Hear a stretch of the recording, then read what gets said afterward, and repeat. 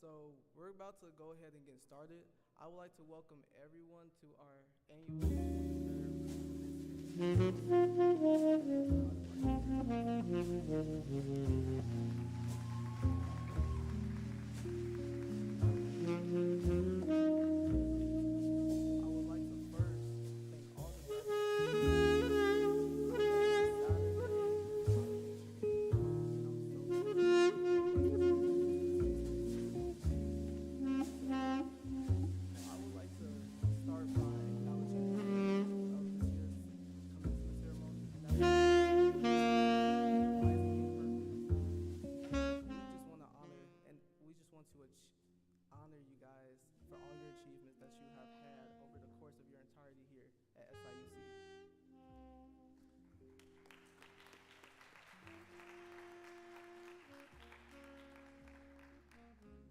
So to begin, please help me welcome Chancellor Lane for our official open remarks.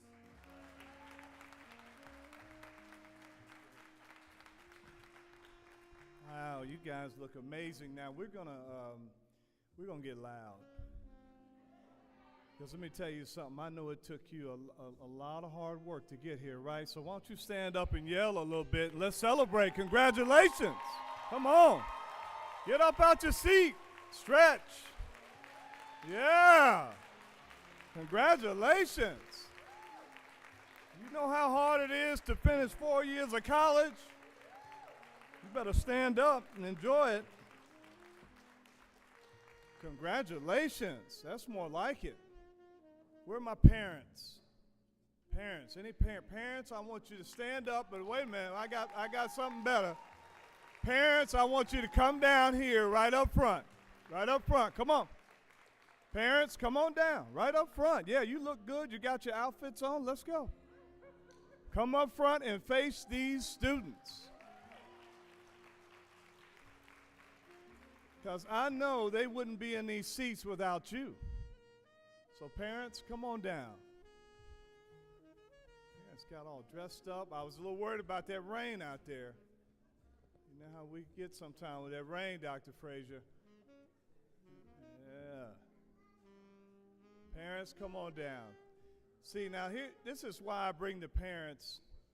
Turn around, look at these students. No, you can't. Yeah, look at the students. I want you to look at them real good. Look at your baby in the audience. Now, parents, I know you don't always get this kind of shine. You work like crazy to put them through school. You spend your last dollar on them, right? Yeah, look at those heads shaking. You do without. If you like my mother and grandmother, you do without, right? You do without. You go hungry sometimes trying to send them a cash app, right? Or Zelle. Now, I know about those apps, right? And when you sent them off a couple of years ago, you were in tears, weren't you? Well, you remember those days? You remember that?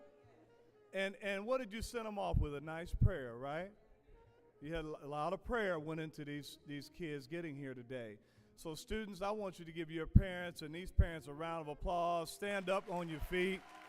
Show them some love. You better act like you may still need them. You may still need them. There you go. Parents, thank y'all so much. Thank you for coming up and for coming down, and I will see you again on Saturday. So this is not it, right? I'll see you on the big stage on Saturday. You know, every year I'm just so excited to be here, and I'm so excited to see each of you smile. I see you around campus, right? I see you taking care of business. I see you with your backpacks on. I see you on those scooters, and I see you at some of your social events. And you have done a tremendous job in being here today. You had to sacrifice, right? You had to leave a few folks behind too, didn't you? Oh yeah, look, you answered that real quick. Yep. What did your parents tell you? Birds of a feather flock together. You had to leave some of those folks. I can't tell you, there are times that we have to actually send students home because they have embarrassed their mom, their dad, their grandma, and other folks who prayed for them too to be right down here in your shoes. So you have done an amazing thing by being here today. Every year, unfortunately, when I meet with my director of institutional effectiveness, every year there are a few things that he gives me that I don't really want to listen to. And we call it predictive analytics. Let me hear you say predictive analytics. Okay. What that means is that we have data that tells us who will not succeed when they show up. We know that when they come out of high school. Can you believe that? We have data. And do you want to know what the data says? Let me tell you, listen good, because you're going to feel good after this. Students most likely from Cook County are most likely to fail first semester. How many of you from Cook County stand up? Stand up. And stay standing. Stay on your feet. You see your keynote even standing here, right? Stay on your feet. Stay on your feet. I guarantee I'll get every one of you to stand. Students that are African American, please stand. You're on the list too. Oh yeah, that's you. That's you. Students who are Pell eligible, just raise your hand. If you are Pell eligible, raise your hand. That's you. Students who are first generation in their family to go to college, raise your hand. That's you. You were not predicted to make it here. Students that maybe we admitted that didn't have a 2.75, and we still admitted you. You are not supposed to be here today. Not supposed to be here.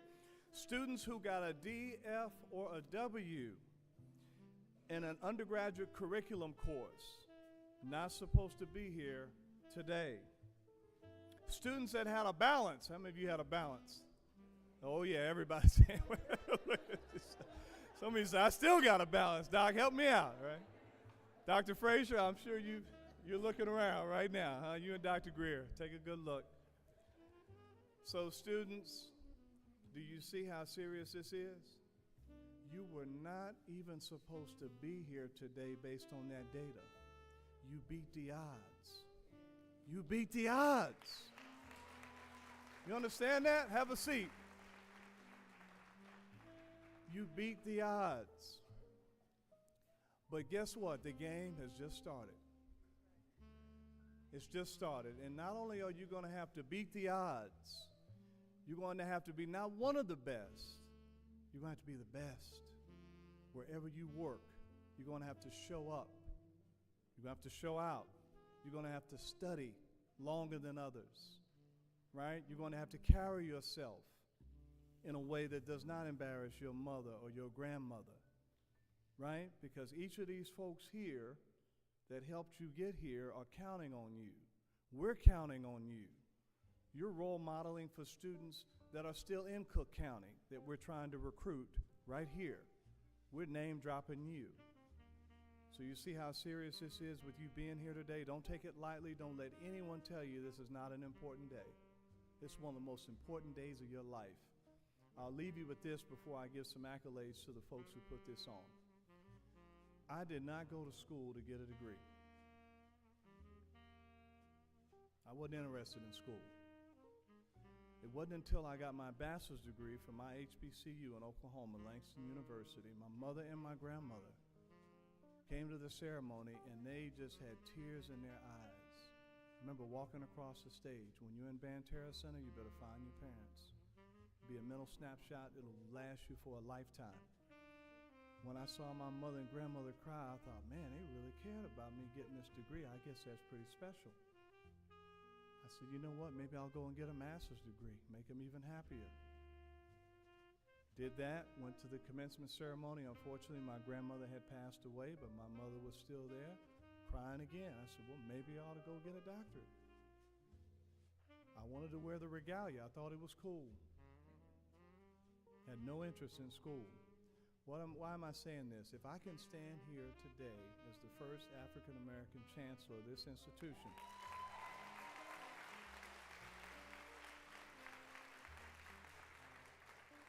I will tell you, when I meet and hear your stories, you are so much further along than I was at your age.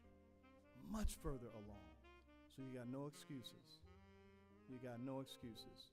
I'm going to bring up the group that put this together. DJ, come on up, Lovejoy. The only thing wrong with him, he's an alpha. I know that's hard. That's just, come on up here, DJ.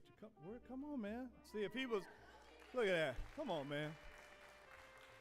Dr. Frazier, if he was a Kappa, he'd have been up here that quick, right? Where are my noobs? He'd have been up here right that quick. DJ, where's your board? Are they up here? Let's come on up here, gang. Now listen. We meet with these students once a month. Myself, Dr. Frazier, they have been working like crazy to advocate for each of you in this audience and to put this on. Give them a big round of applause for doing this. And thank you guys so much. Thank you guys so much. So, again, congratulations, parents. We'll see some of you Friday night, and we'll definitely see all of you on Saturday. I'm excited for you. I'm happy for you, and go Dogs. Thank y'all.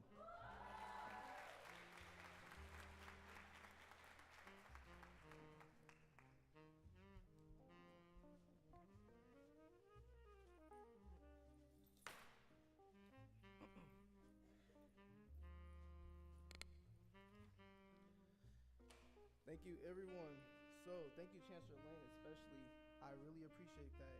I would like to also take a moment to have our Black Resource Coordinator, Ms. Dina Timmons, come and speak. She also, I would like to say, as much as we try to advocate for you, so does she. The Black Resource Center is a really good resource and opportunity for a lot of people, especially when you need those additional steps to get ahead. She's here to help. So even though you guys may be graduating, for those of you who may not be, or even for students who just may be here, I want you to take that into consideration. But I'm gonna allow her to give her appreciation, so please give a welcome applause.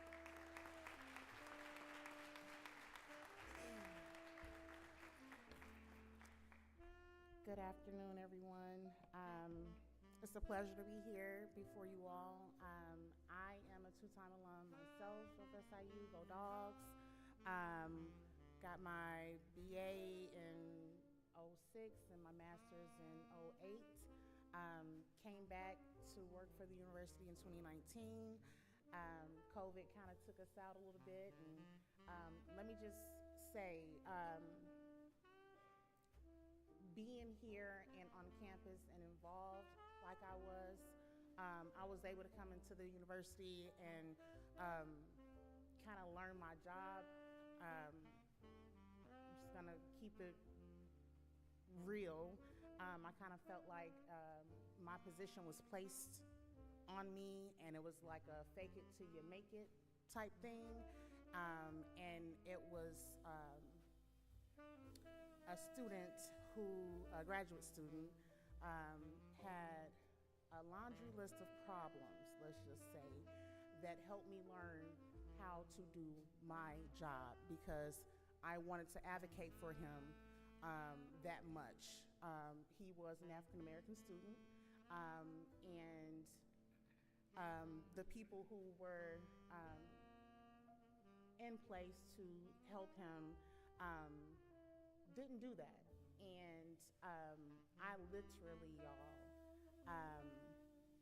had just had my second child, was going through some postpartum, but you know, sometimes Black women, women in general, but more so Black women, we keep going. We don't address, you know, mental health issues and stuff like that. Well, this kid came into my life, and I don't know if he added to my postpartum or he helped me through it, you know. Literally, I would have sleepless nights just thinking about how I can help this child. Thank God I still had some friends on campus in different departments, and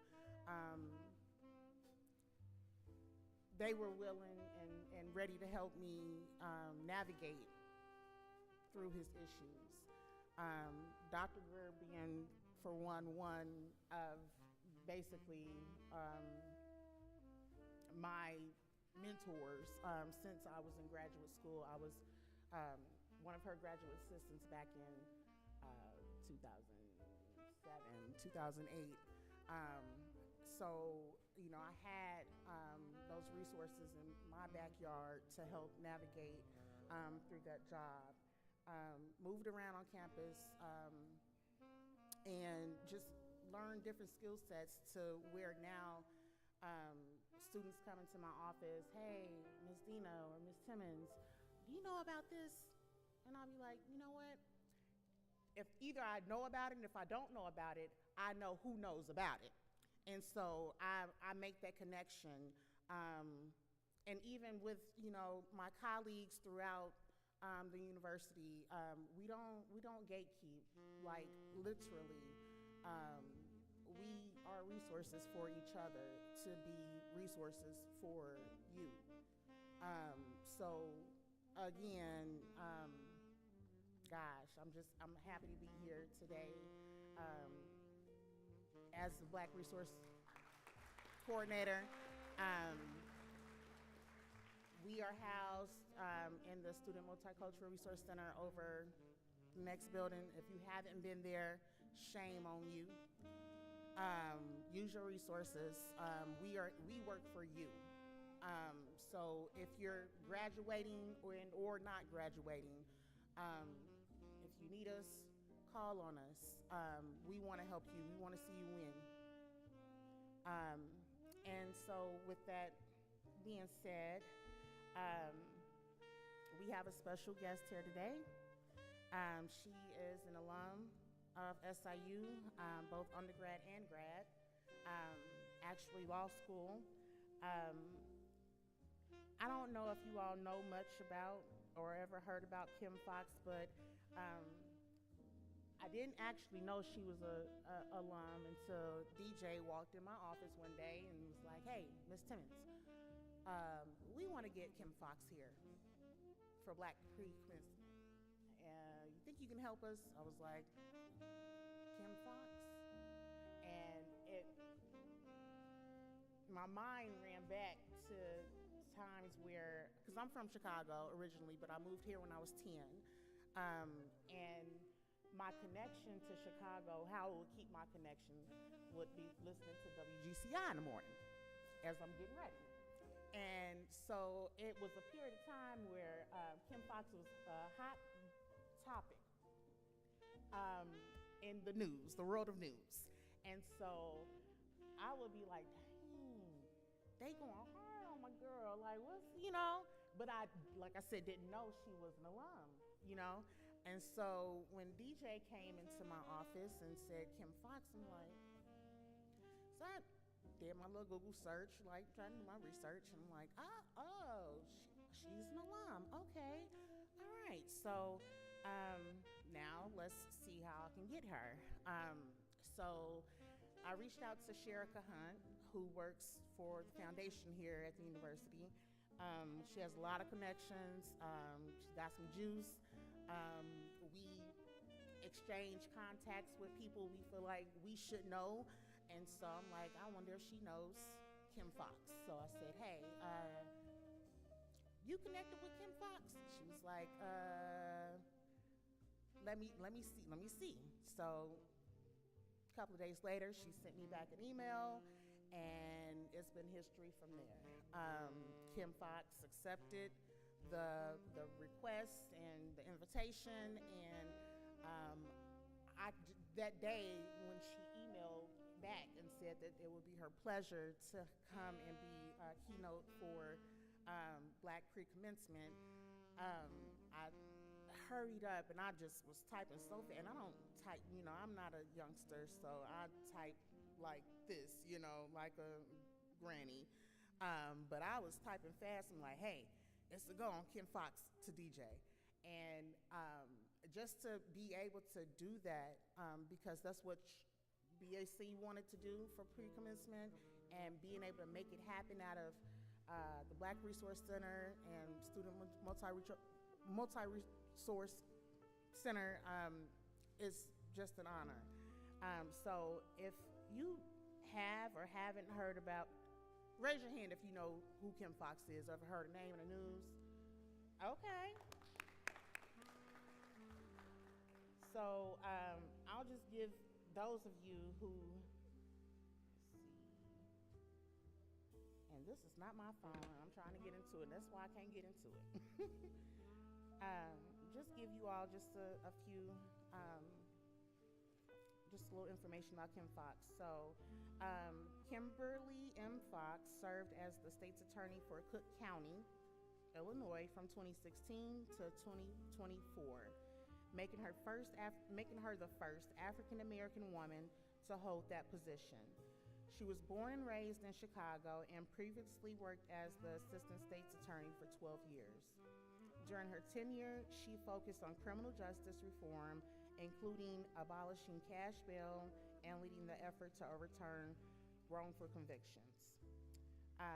She graduated from Southern Illinois University with a bachelor's in political science and a JD from the SIU School of Law.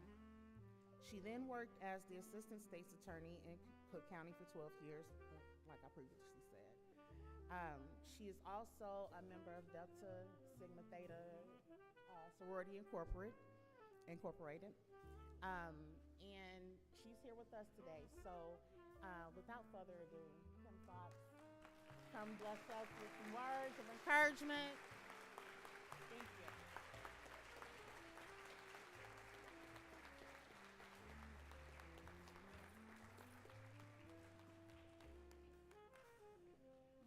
Hey, y'all. I want to thank the Black Affairs Council for even thinking to invite me to this event. You have no idea how full it makes my heart. And to Chancellor Lane, there's been no one pulling for his success in Cook County like me and the rest of our Cook County alum. And to all of you who are on this stage today who has been instrumental in helping you all get to where you are right now, I want to commend you and thank you for continuing the legacy of bold leadership here at Southern Illinois University. I'm gonna be honest and straight up. If anybody knows me, I don't talk legally. I talk. I'm from the projects. I'm from Cabrini, right? And I say that because as Chancellor Lane was talking about the analytics of who's supposed to graduate from this school, who is even supposed to be here, I had all of those markers. Just by way of a little background for me, I am the first lawyer in my family. When I came to SIU way back in 1990, it was the first time I had been away from home for an extended period of time. The first time I had ever seen stars twinkling in the sky was at Thompson Point. That first night, I was like, it's too quiet here. That first week, I was like, ain't nothing jumping off here. And then this doors opened here and there was parties jumping off all the time. There was energy that was like pulsating through the veins. Like I'm literally sitting up here looking around trying to think about what I'm gonna say, and I hear TLC Ain't Too Proud to Beg in my head and remembering the sheer top that I had on that I could never wear at home that I could wear down here at school. But I came from 624 West Division, the child of a 17-year-old mom who had 2 children by the time she was 18, a father who was young himself and wasn't present when I was growing up. I was a kid who back in the day before SNAP was able to put them on cards, used to have food stamp booklets that you had to hold it together to pretend like you hadn't stripped it out. I am a child who, oh look at y'all, look at food stamps. And I say this like not to give y'all like here comes another person who is older talking about their hardships. I say this to say to you all that your journeys, that though I may not know them personally, I know the journeys of which you walk. And such that when the chancellor talks about you beating the analytical odds of being here, I need to remind you, just as he said, that this is just part 1 of the journey.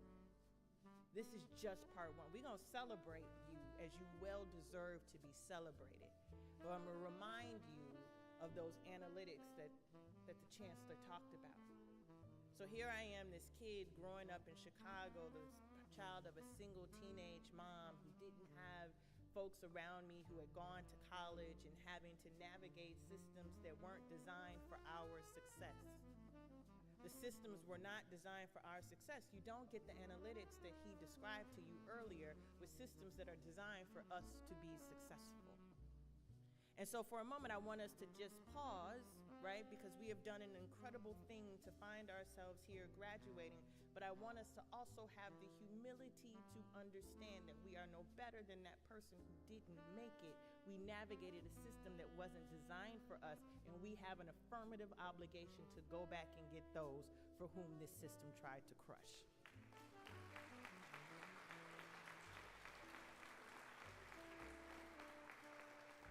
Because the thing is gonna happen to us, right? Especially those of us who have beat the odds, especially those of us who weren't designed to be here, who made it. There's a thing that comes, there's a cockiness that comes, there's a popping of the collar that comes when you get that degree and like, yeah, I did it, that's coming. Your parents and grandparents will be talking about this graduation forever. They're gonna introduce you to people at the grocery store and be like, this is my daughter, she just graduated from. Your name will disappear. You will just be the graduate. You will have assumed a position in your families, especially you first generation ones. But you must assume that position with humility. The fact of the matter is that you made it through. You beat those astronomical odds. And it speaks to your resolve. But I also want us to remind ourselves that our uniqueness and our specialty is not unique to us. It is to those who cannot get into the rooms with us.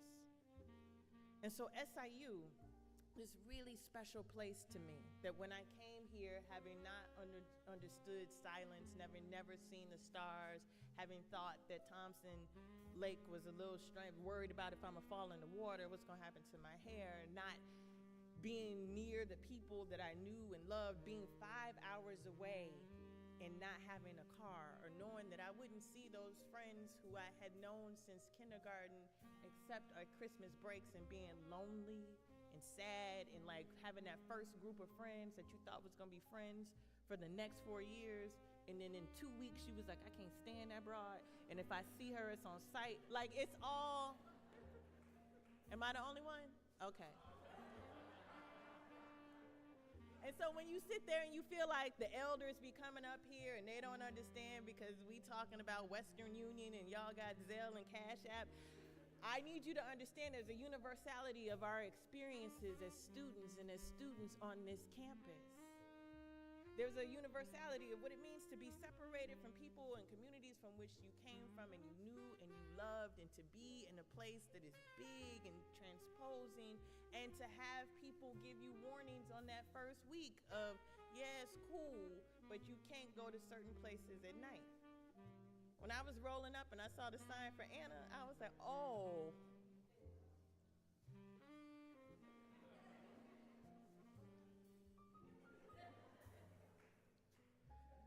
And so to be from Chicago and to be like, wait, what happened now? Where can we go? And what is this? What you have had to navigate is absolutely extraordinary. Now, when I got here at SIU, again, not knowing many people, didn't have anyone in my family that I could talk about the college experience with, and finding friends and then falling out with friends, and having faculty and having the Black Affairs Council. I need to say with like my whole chest that the reason that I was a successful student here at SIU, and dare I say the reason that I was successful in launching a political career in one of the toughest places to have a political career, is having worked at the Black Affairs Council and trying to manage working with young Black students who think they know everything. I was prepared for a life of leadership. And this is what I want to talk to you about just briefly. That all of these skill sets that you've had to navigate, learning to do new things, being separated from those that you love, venturing beyond the points of which you knew that you could exist, having to deal with relationships that are changing, having to mature and realize that some people get left behind. All of those skill sets that aren't taught in the book are setting you up for the next chapter. That the work of the Black Affairs Council, when I was a young student, there was a young man who was here who was the president. His name was Antonio Washington.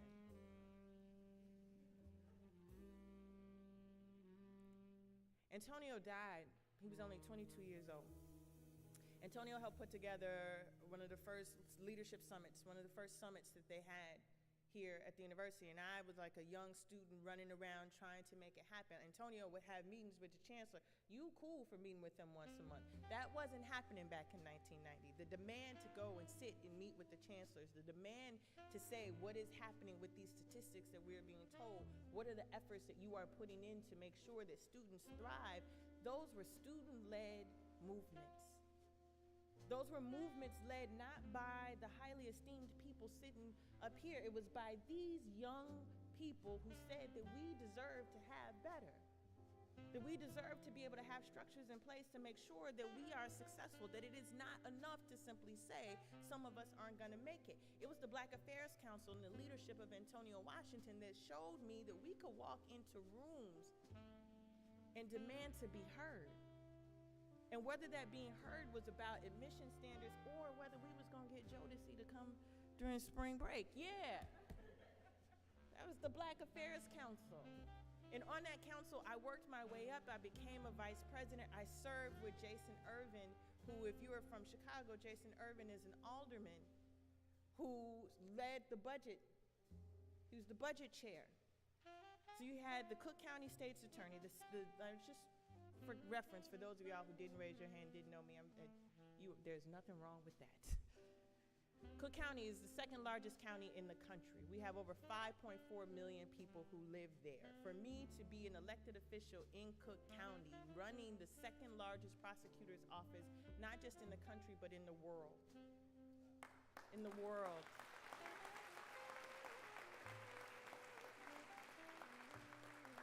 To be the first black person to have ever served in, or to have been elected to that role.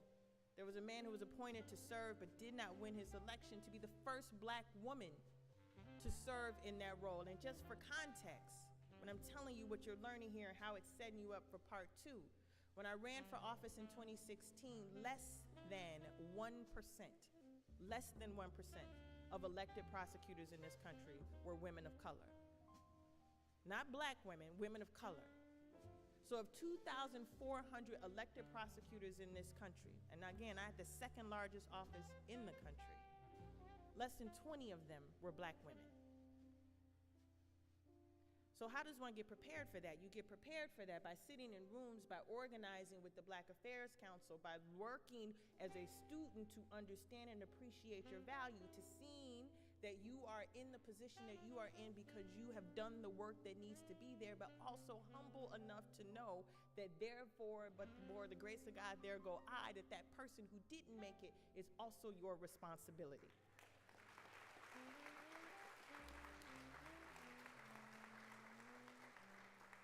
That is your responsibility. The leadership that comes from organizations like the Black Affairs Council. These young people have studies just like the rest of you do. They have work to do just like the rest of you do. But ensuring that you have spaces where you can be celebrated unapologetically, where you can show up in the fullness of your blackness and not be diminished, and do that work while doing their own work, while advancing the cause for you and the generations that are coming behind you. I need you to understand that that is the setup for what's next. I don't want you to be under the illusion that graduation next now means that you're about to be rich and start Instagram stunting or whatever apps you use. I should also point out that I am the mother of 4 college-age young women.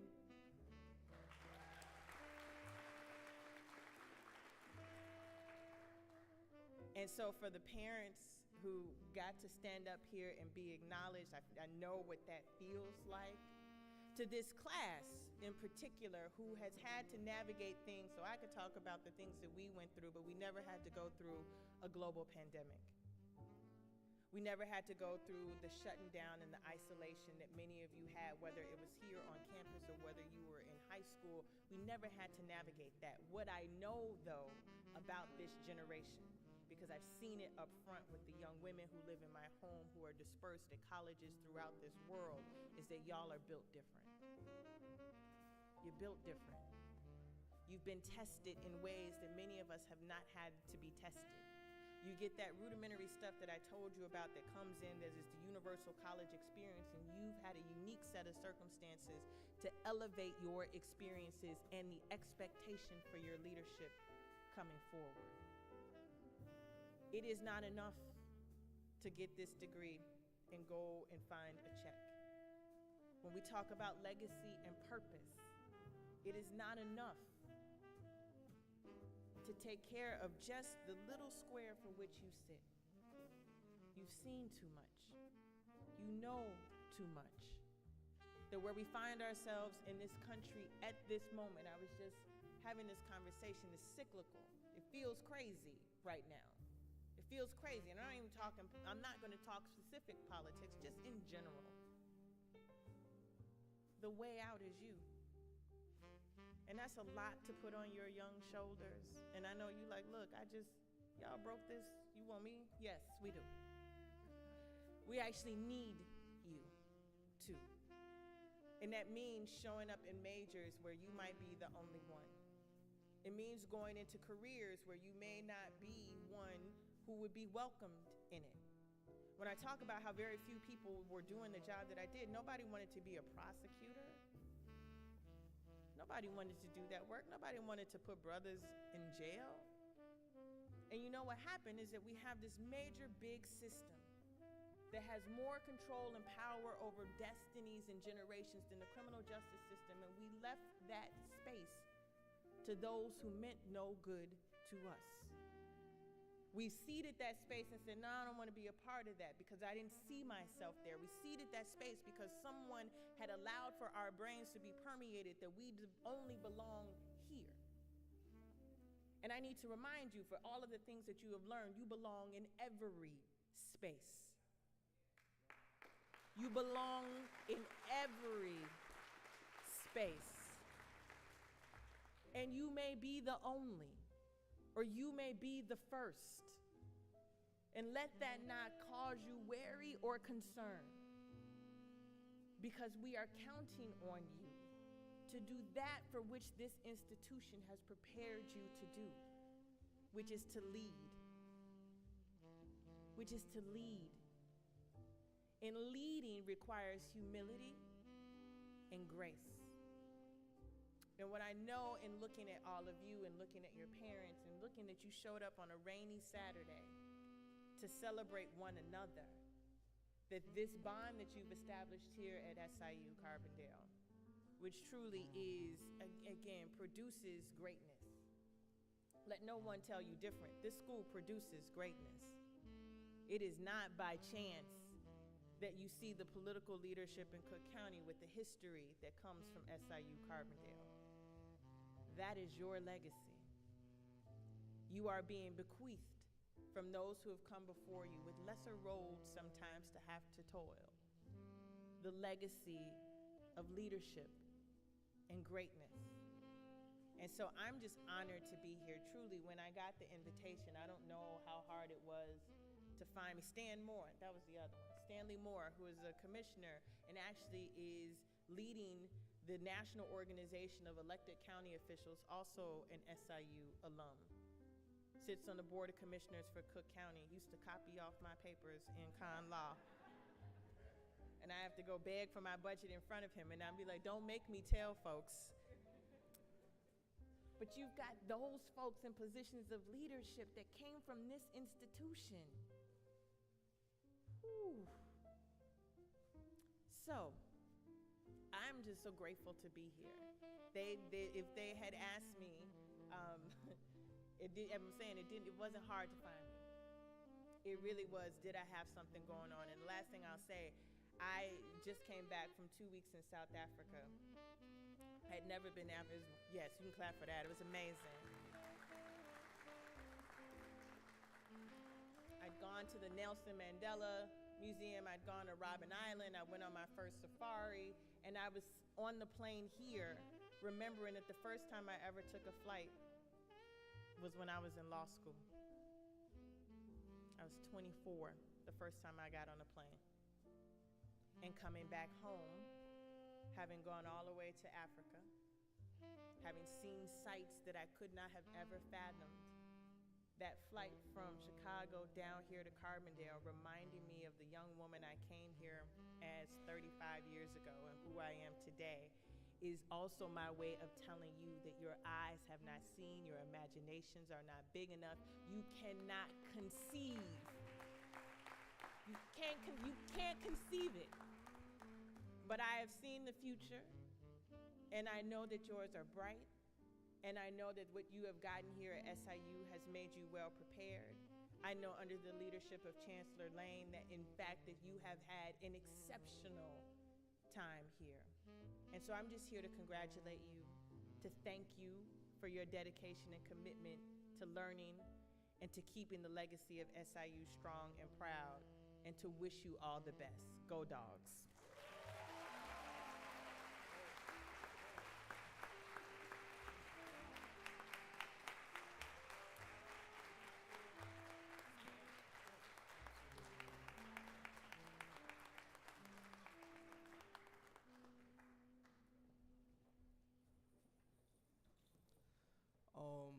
I don't think that was enough justice. Let's give her another round of applause.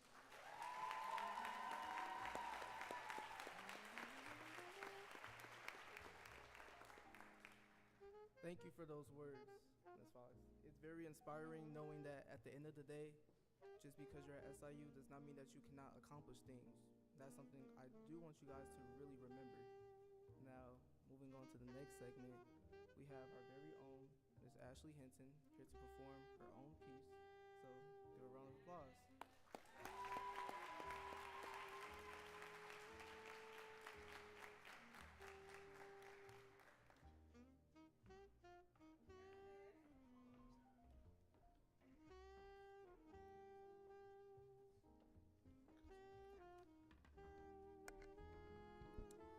Greetings, class of 2025. I cannot believe we are here today as the new class of graduates. Let's go ahead and give ourselves a round of applause.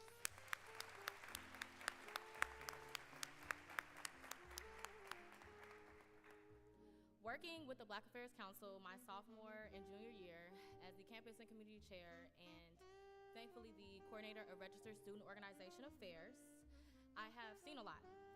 I've helped organize these Black commencements from behind the scenes, facilitating this space for all of our graduates. But to be able to see the impact as a graduate myself, seeing my peers who have worked so hard over the last 4 years, and those who will continue to work hard, I am beyond proud. I am so proud of not only the work that you have accomplished, but what you will persevere through.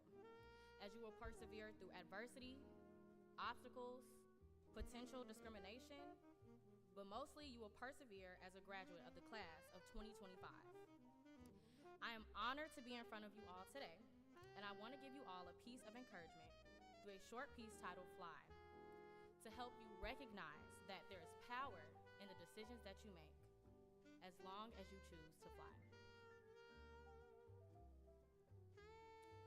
Go out and be free.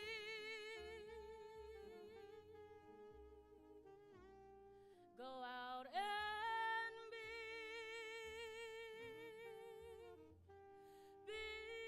the unthinkable. You will reach all your goals. You'll soar so high. You'll reach the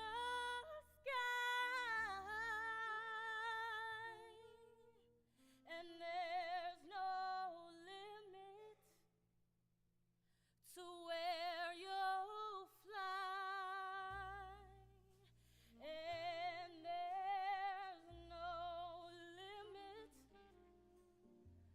so live your life.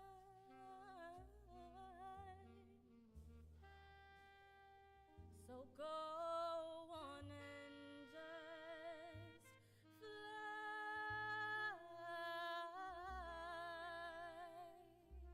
Congratulations, class of 2025.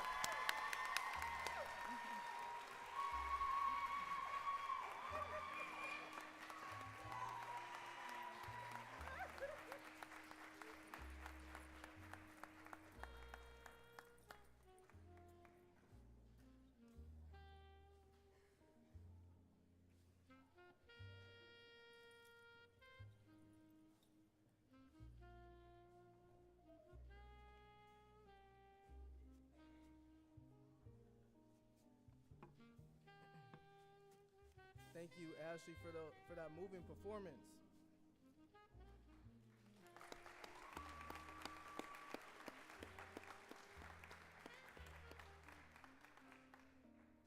How are y'all feeling? All right. So the part that y'all have been waiting for, we will be beginning to start our ceremony in terms of receiving the kente stoves. So I would like to just acknowledge again, I am a little biased. This is my graduating class. So I wanted to make sure y'all had the best ceremony I could possibly give y'all.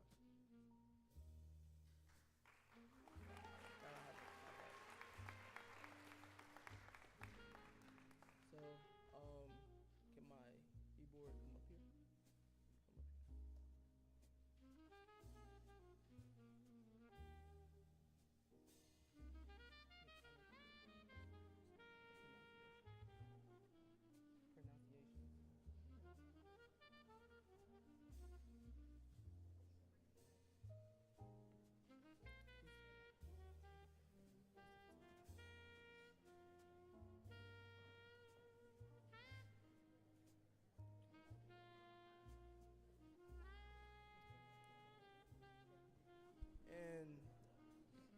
meantime, while we get everything set up here, I would also like to fully introduce the members that are up here on the stage for the people that have not been introduced.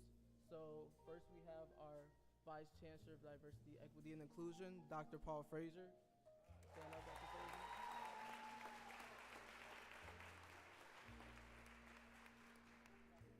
As well as Dr. Greer.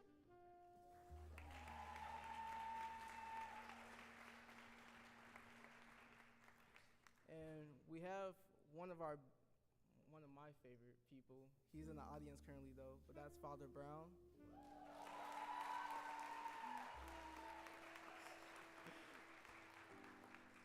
So we're going to go ahead and get started. Okay, let's get to it.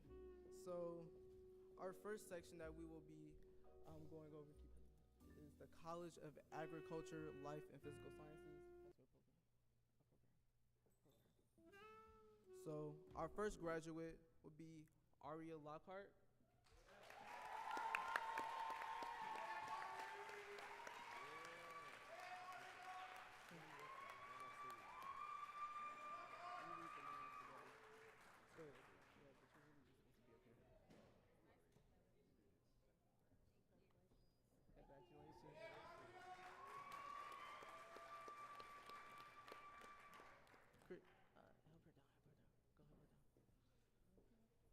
Next, we have Siani Jordan.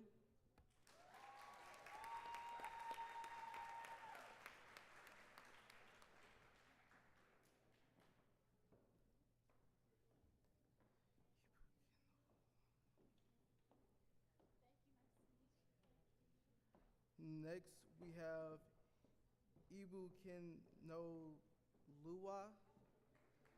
Shadia.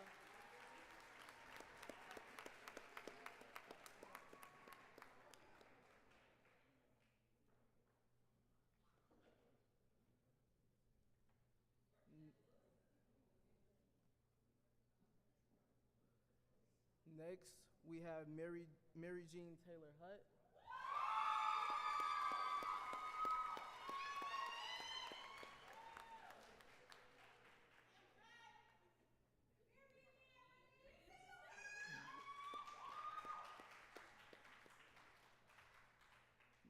Next, we have Michael Eden.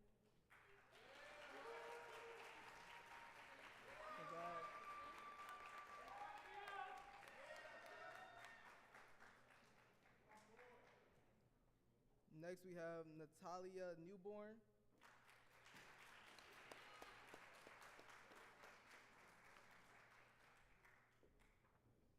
Next, we have Nina Davis.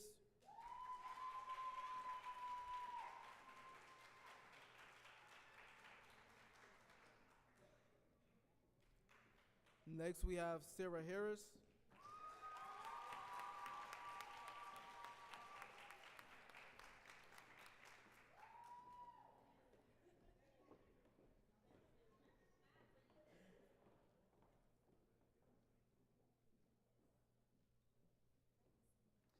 And that will conclude the College of Agriculture, Life, and Physical Sciences.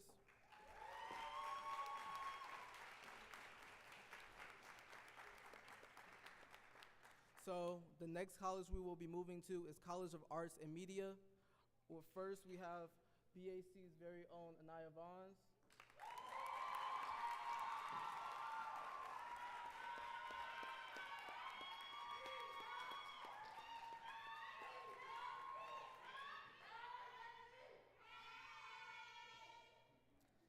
Next, we have Ashley Gordon Johnson.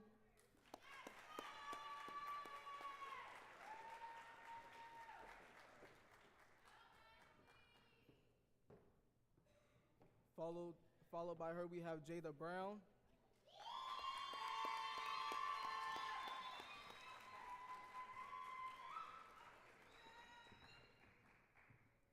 Next, we have Jordan Daniel.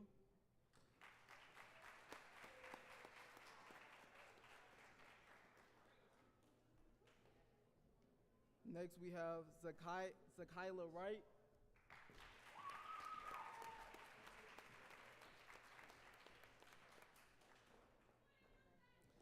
And that will conclude the College of Arts and Media.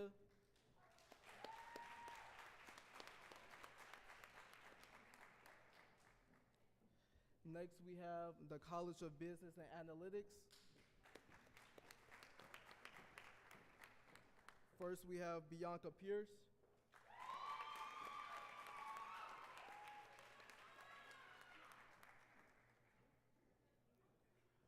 Followed by Jeremiah Hamilton.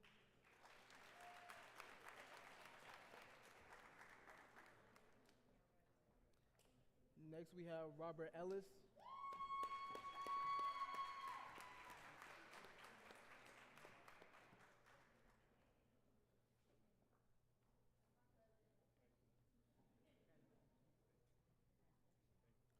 Followed by, we have Summer Stubblefield.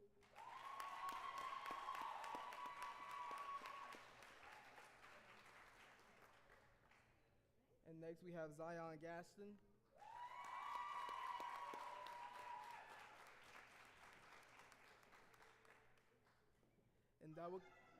And that will conclude the College of Business and Analytics.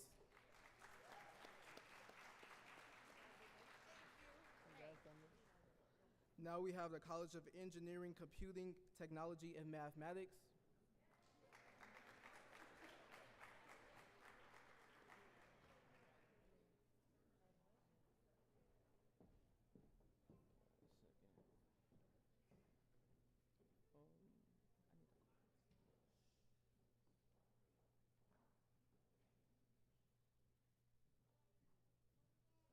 One moment, everybody.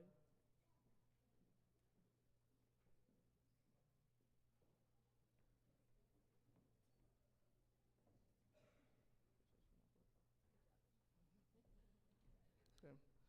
So for College of Engineering, Computing, Technology of Mathematics, first we have Daniel Roll.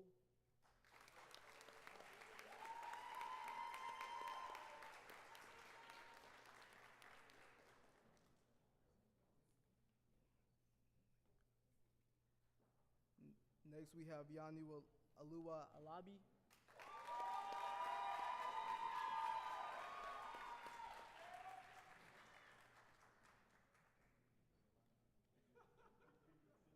Next, we have Darius Harris.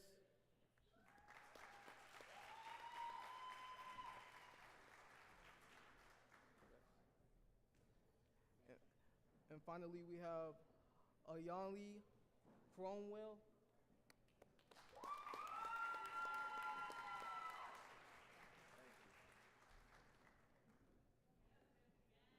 That will conclude the College of Engineering, Computing, Technology, and Mathematics.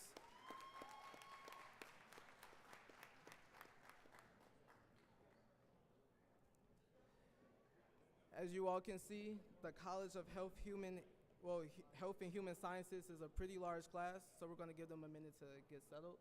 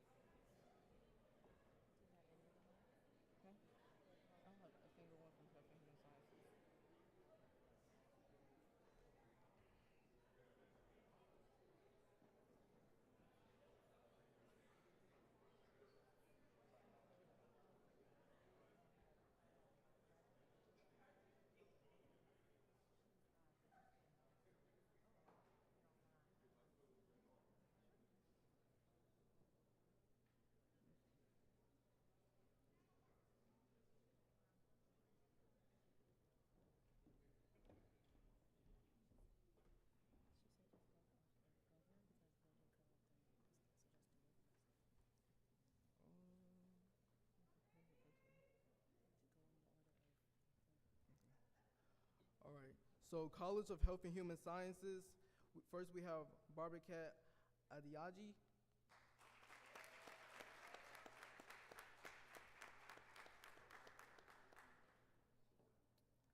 Next we have Lucien Aldridge Valario.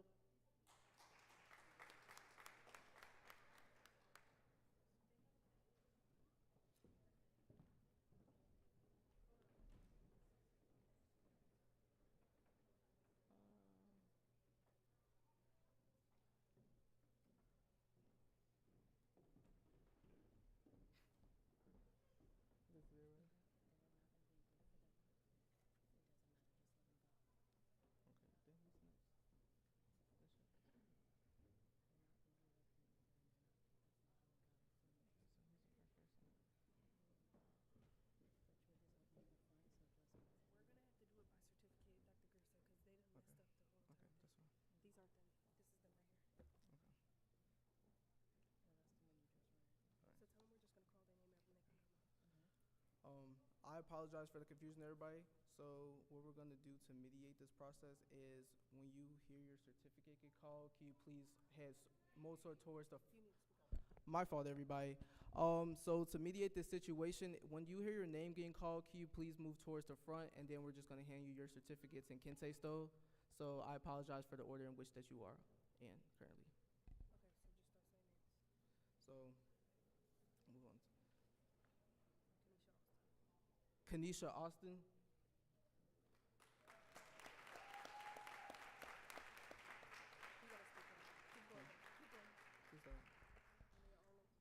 Madia Arnold. No, okay, you're not sure. Hold on, you give her a certificate.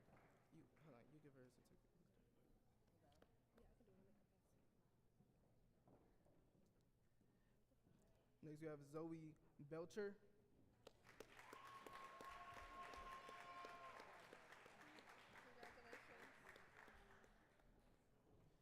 Next, we have Sarah Blankley.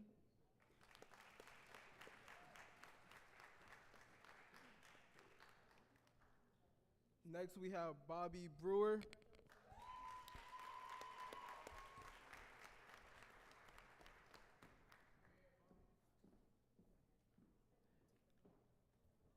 Next, we have Tierney Brown.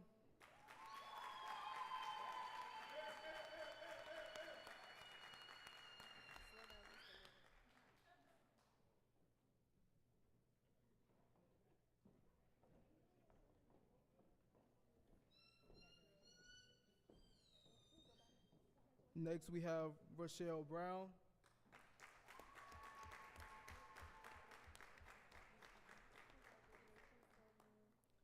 Next, we have Josiah Bird.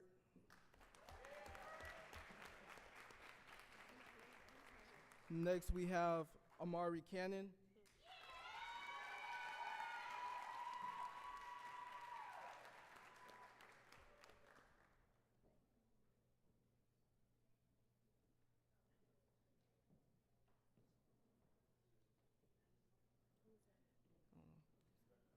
Next, we have Javon Creighton.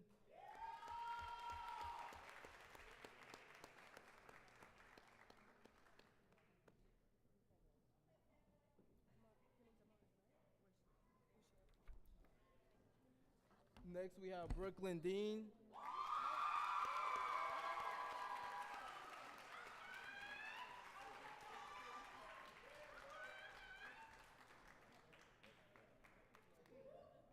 Next, we have Ariane Deliaro.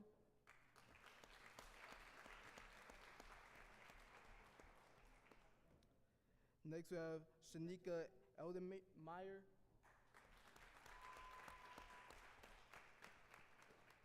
Next, we have Latroy Fester.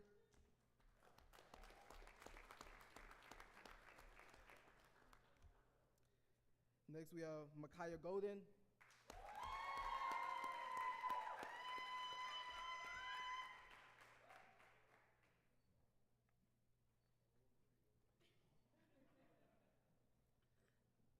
Next, we have Hope Griffin.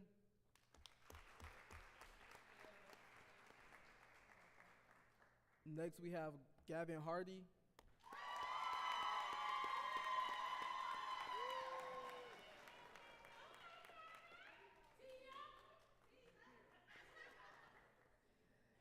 Next, we have Adria Hamilton.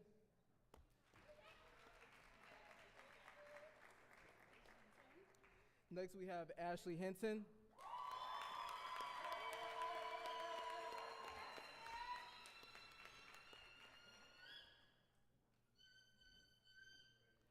Next, we have Diamond Honey.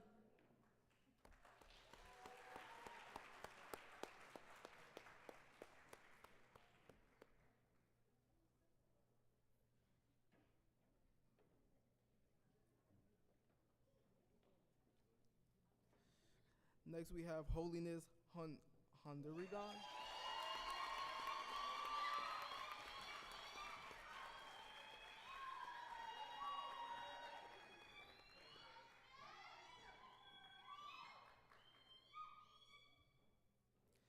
Next, we have Aiden Hogan.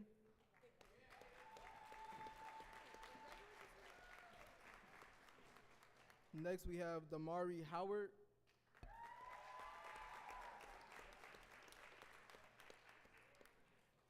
Next, we have Kiera Gear.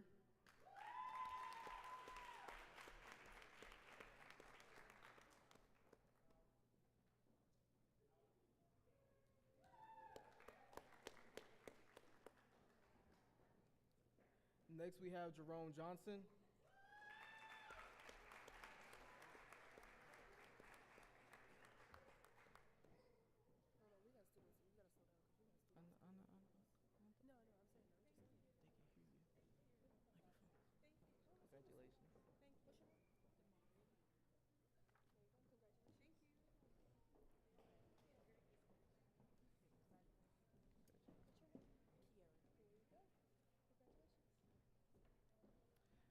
Next, we have Rajaya Johnson.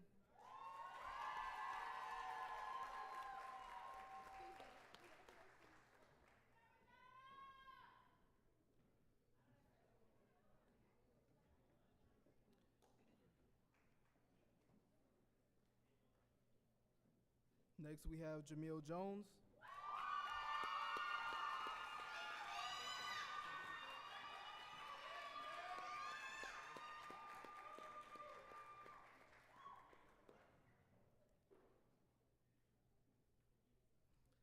Next, we have Caitlin Lester.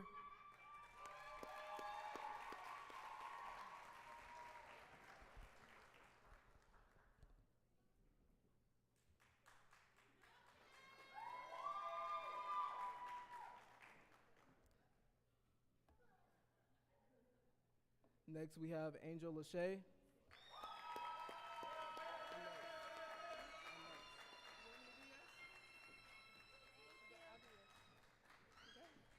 What after Angel? Huh? I got it. Let her get her picture and then you can go. Go ahead. And I'll announce you. I will. I got you. Here you go. You're welcome. Congratulations. Okay, so next we have BAC's very own Demetrius Lovejoy.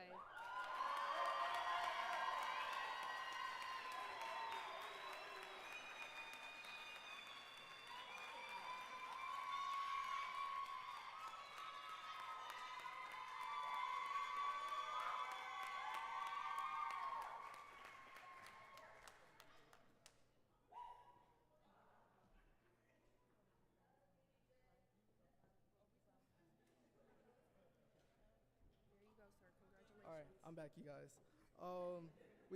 Next we have Bria Lumpkins. Lumpkins.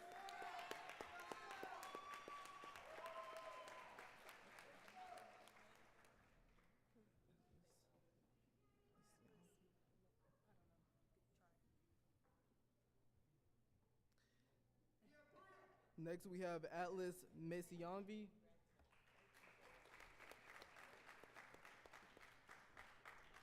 Next we have Raven Marshall.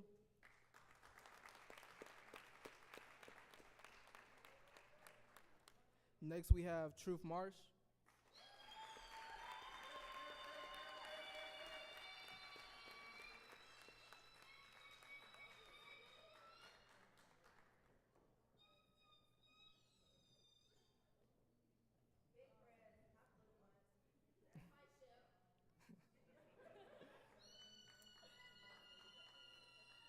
Next we have Latrina McCoy.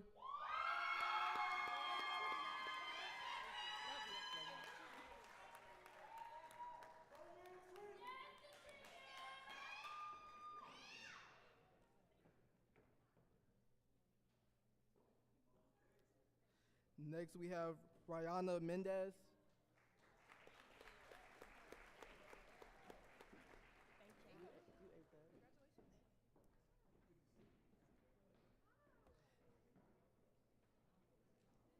She's not even here.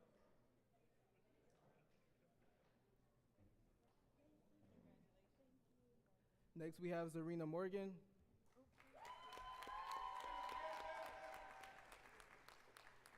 Next we have Jennifer Olini Afra.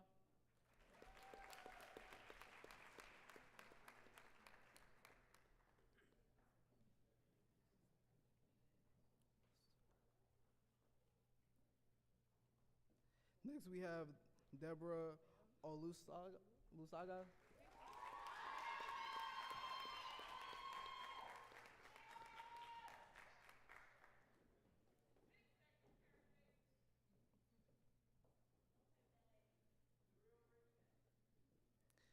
Next, we have Brianna Puckett Woods.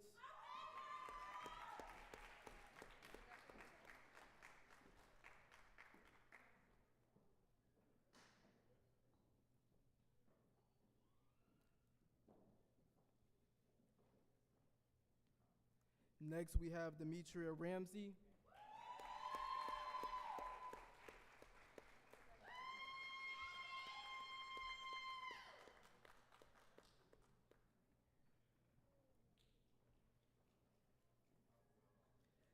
Next, we have Austin Railford.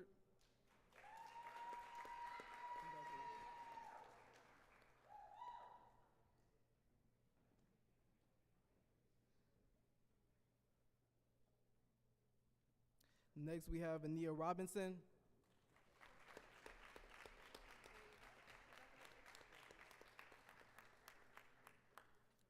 Next, we have Diamante Rogers.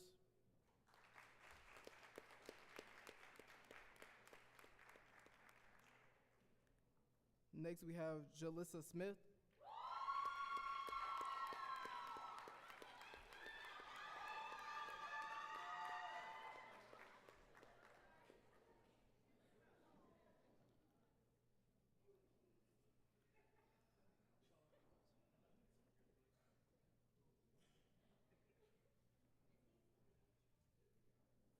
Next, we have Oyanlande Sowami.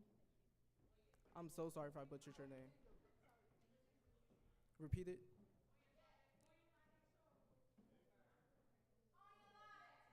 Oyalade.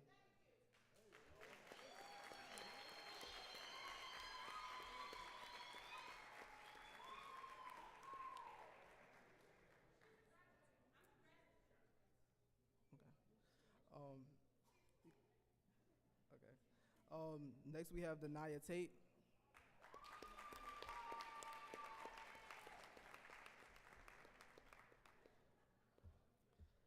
Next, we have Victoria Thomas.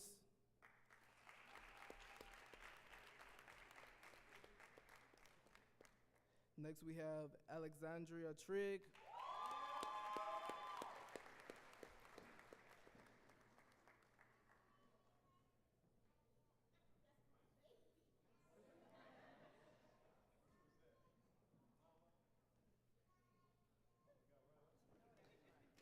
Next, we have Sydney Williams.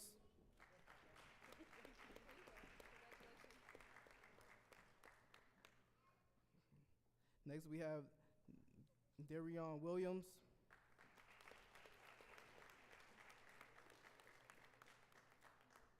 Next, we have Casey Wilson.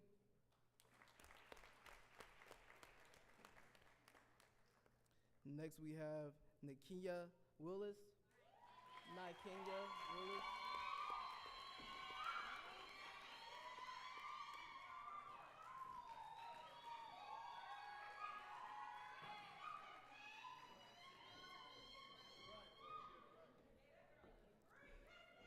Next, we have Breon Winters.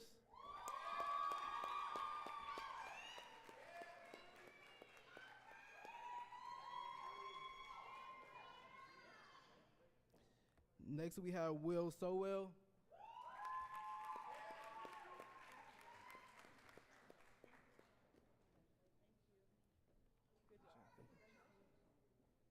Next, we have Dajae Walker.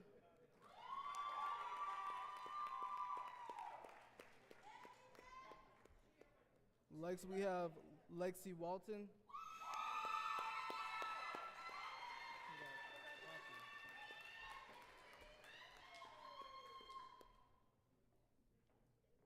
Next, we also have one of BAC's very own, Jasmine Watson.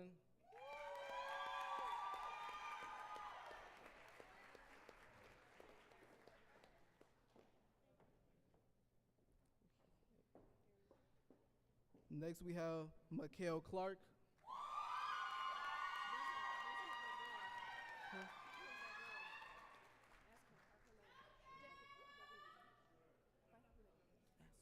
And that will conclude the College of Health and Human Sciences.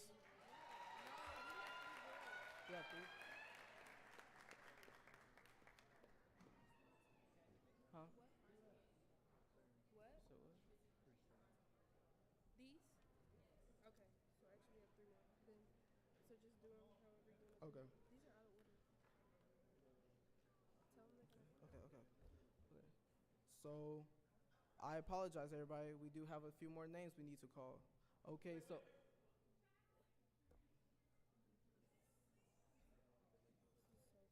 The Lex order.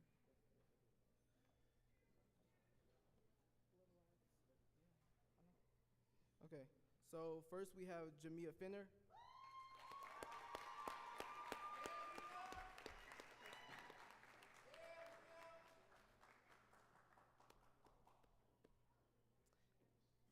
We next have Courtney Collins.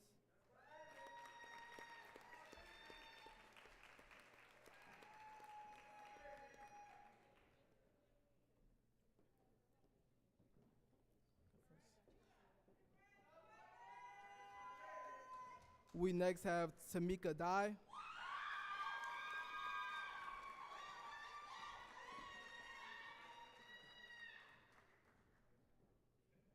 What's this? These the last two. And that will conclude the College of Health and Human Sciences.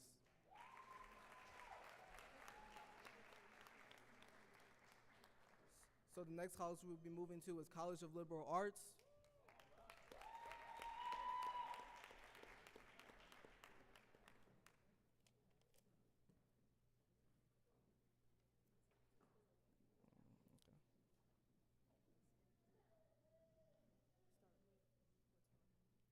So starting off with Diane Armstrong.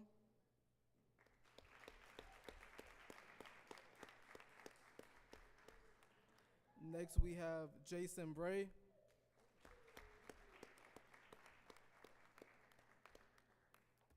Followed by we have Taylor Carter.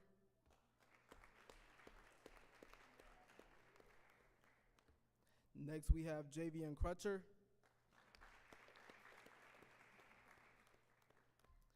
Next we have John Figueroa.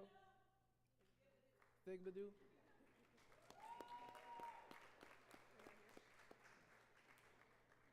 Next we have Aaliyah Flowers.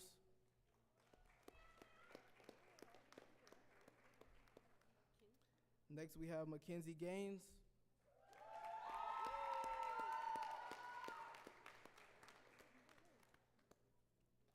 Next we have Porsche Garrett.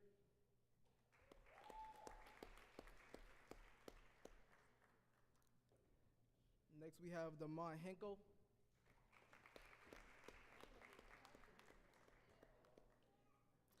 Next we have Khalil Johnson.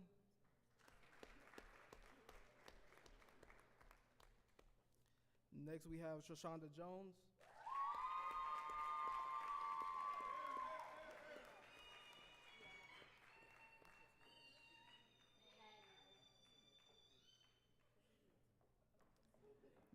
Next we have Alexis Lomax.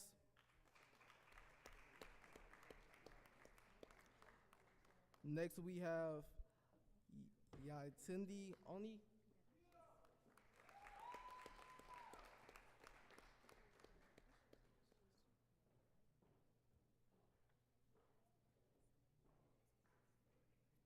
Next we have Celissa Palmer.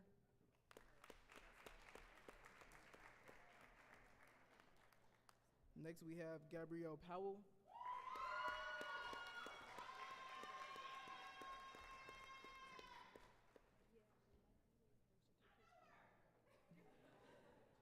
Next we have Nia Perno.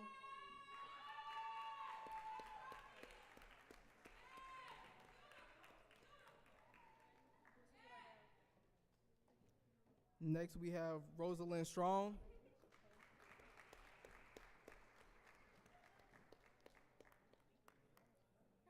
And next we have Jermaine Williams.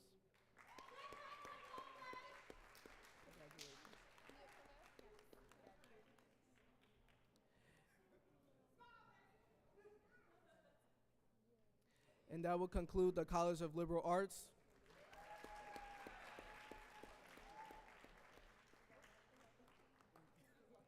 We will now move to the School of Education.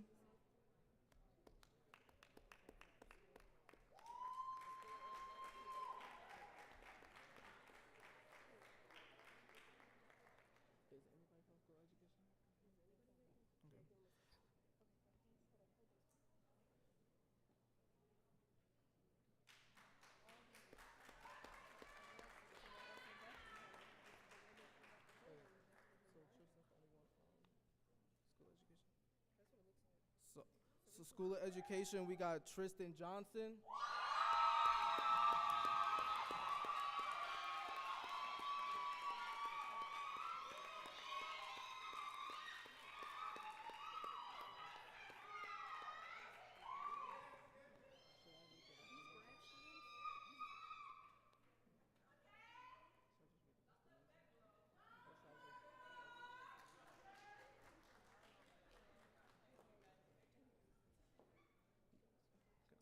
We also have Bernard Chindia.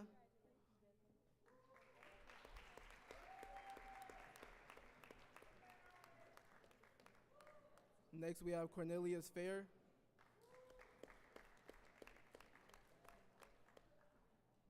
Next, we have Keonta Houston.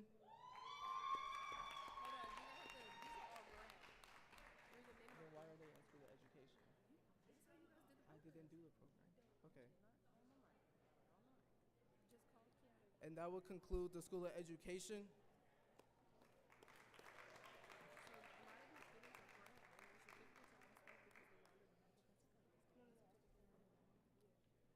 Next, we have the Graduate School.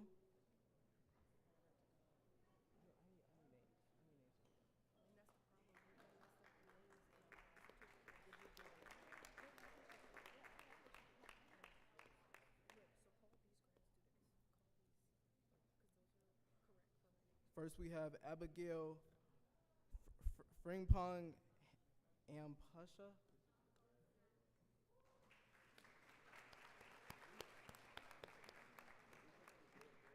I can't hear right now.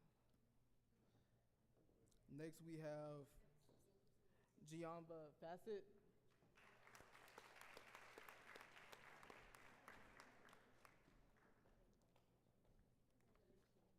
Next, we have Keith Honey.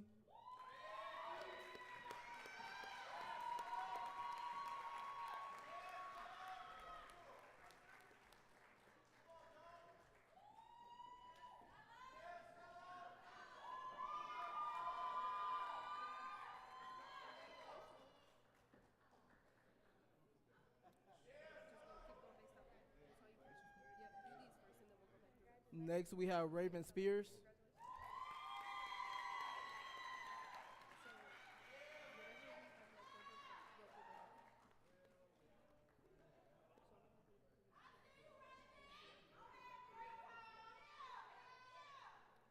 Next, we have Sheila Stevens.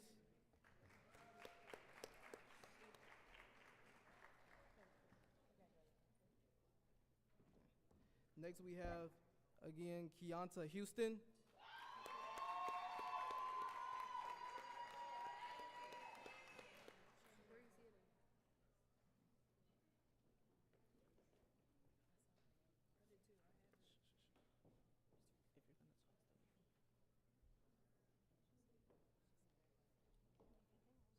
Next, we have Diamond Jackson.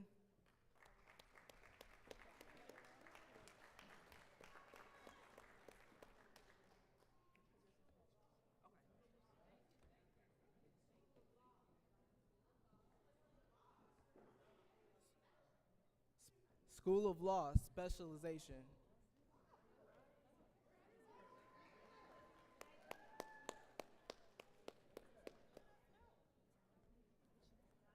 Next, we have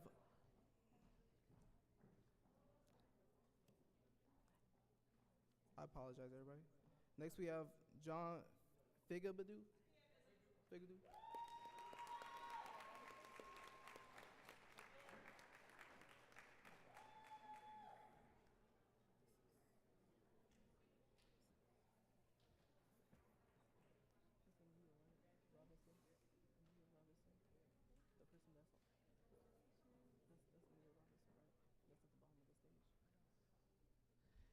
Next, we have Ania Robinson.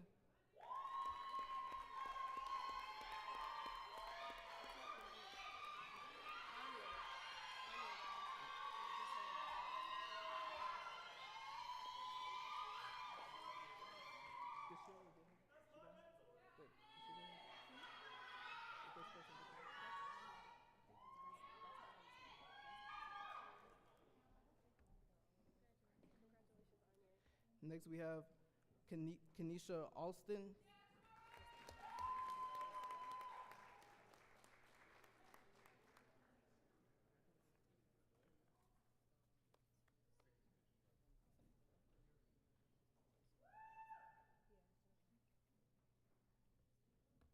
Next, we have Oyalade Solaneme.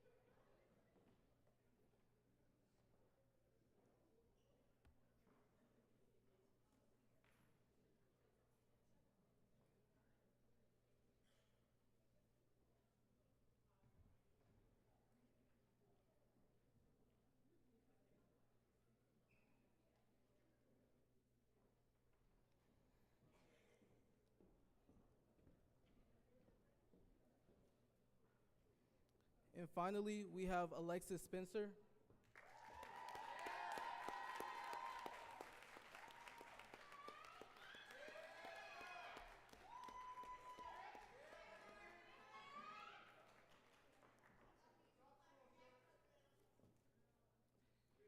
And that would conclude our graduate school as well as the School of Law.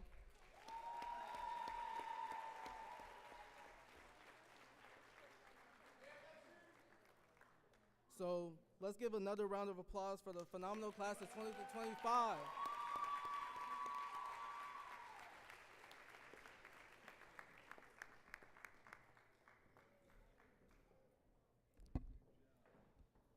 As we start to conclude and get towards the end of this ceremony, I would like to celebrate this important milestone. I would also like to take a moment to sincerely thank everyone who has contributed to the Black Affairs Council during their time here at SIU.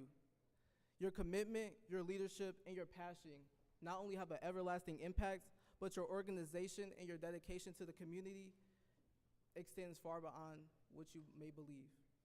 Whether you served on the executive board, volunteered at events, advocated for Black students' needs, or simply showed up when it mattered, your presence has mattered. You've helped BAC grow, you've helped us evolve, and you helped us remain a safe and empowering space for so many. As you graduate and move further into the next chapter of your life, know that your legacy here continues. You've laid a foundation for the next generation to not only rise, lead, but thrive. Thank you for everything you've done, and congratulations on this well-deserved achievement.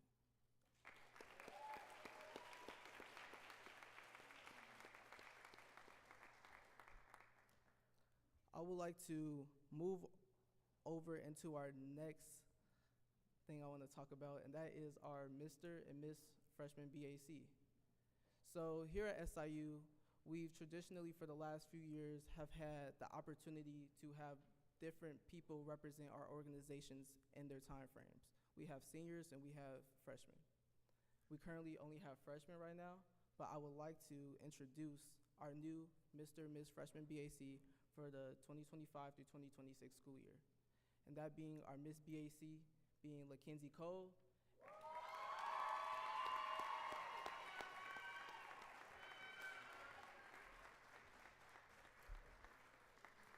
as well as our Mr. Freshman BAC, Kylan Green.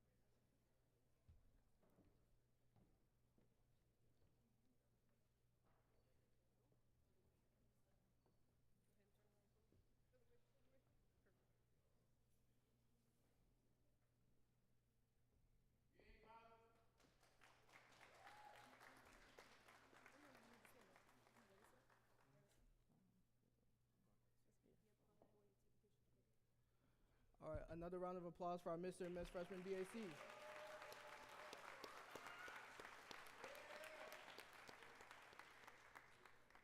So it's towards the end of the semester for the Black Affairs Council, and we do have a new executive board for the next school year. I would like to take a moment to introduce themselves. For the next 2025 to 2026 academic school year, I will be your coordinator of administrative affairs.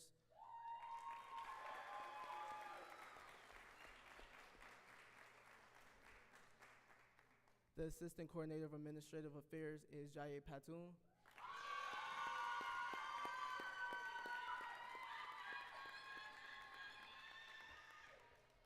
Our coordinator of registered student organizations, our RSO coordinator, is Kamari Scott.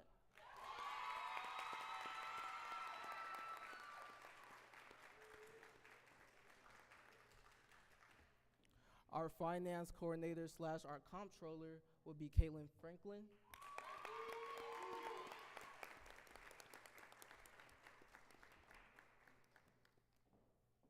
And our executive liaison will be Kobe Martin.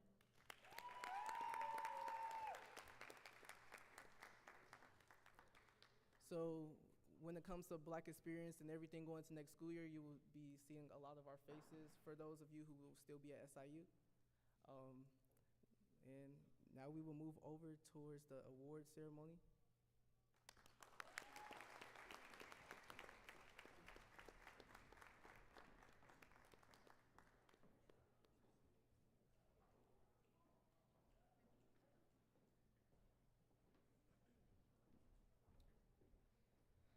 Okay, hello everybody. My name is Adriana Mayfield, and I served as the 2024-2025 coordinator of registered student organizations.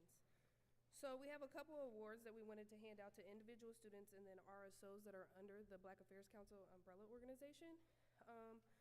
The first ones we're going to start with are GPAs. So the current highest GPA recipient is Rihanna L. Mendez. If you would please come to the stage.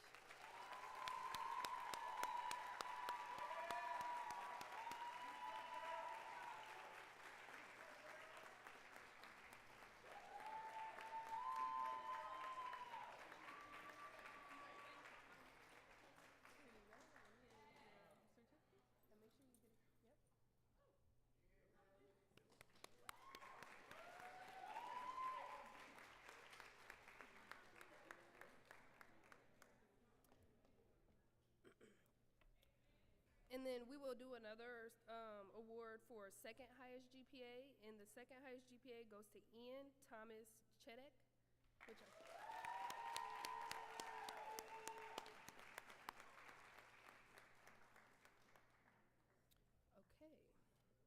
So on to individual RSO awards. The first award that we will be handing out is Most Outstanding Senior Male.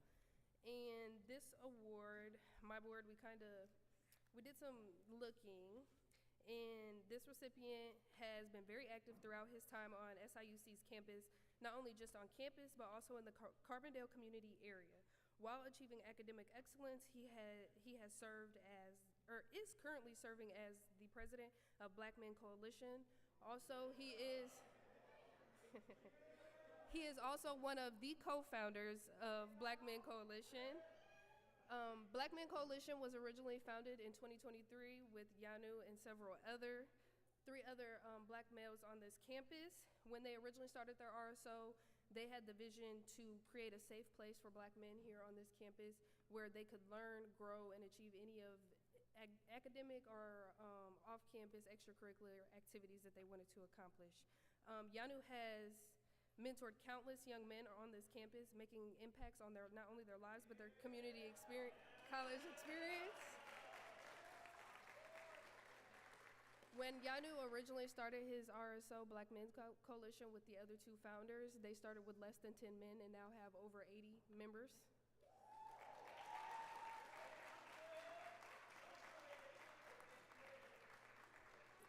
He also serves as the current president of the National Society of Black Engineers.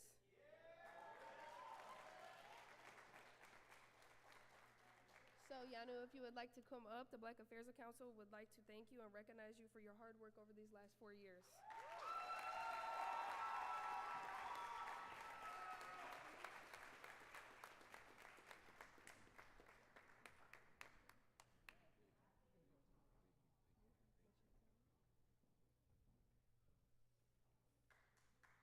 Another hand for Yanu.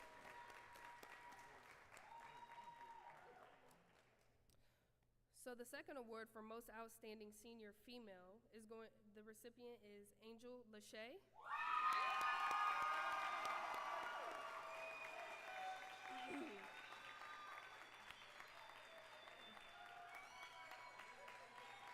Angel has exemplified what it is to truly be a true leader. Angel has worn several hats while she was on SIUC's campus, serving as the vice president currently of the Delta Beta chapter of Alpha Kappa Alpha Sorority Incorporated. Also serving as the current president of SIUC's National Pan-Hellenic Council, and also serving as the vice president of one of BAC's RSOs, Melanin and Medicine.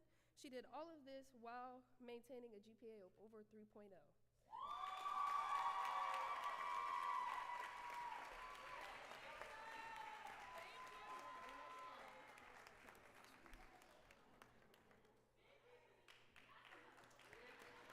Congratulations. Yeah.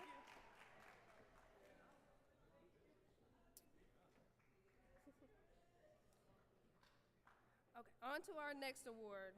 Our next award, me and DJ had a pleasure of really going back and forth about her. We think so highly of her. It is Mary Jean Taylor Hutt.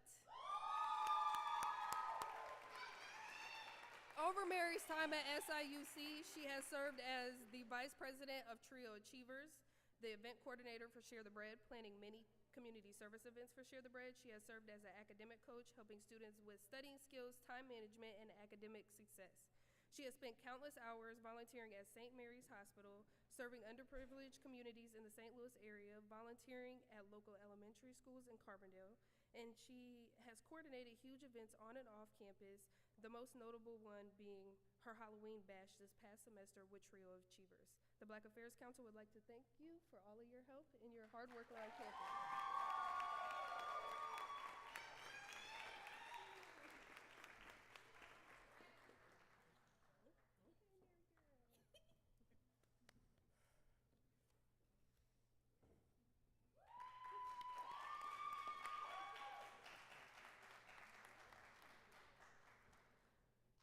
Our next award recipient, which is a new one that we did this year, especially for this person, is General Body Member of the Year, which is gonna go to our very own and Black Affairs favorite, Kanan Lewis.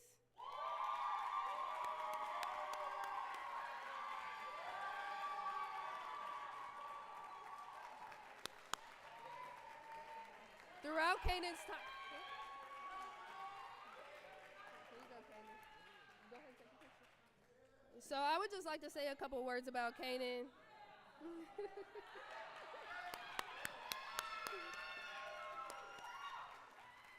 I would just like to say Kanan has been an extreme help to the Black Affairs Council this year all around. Kanan has filled in every board position spot. If I need something from him, he's usually the first person I call.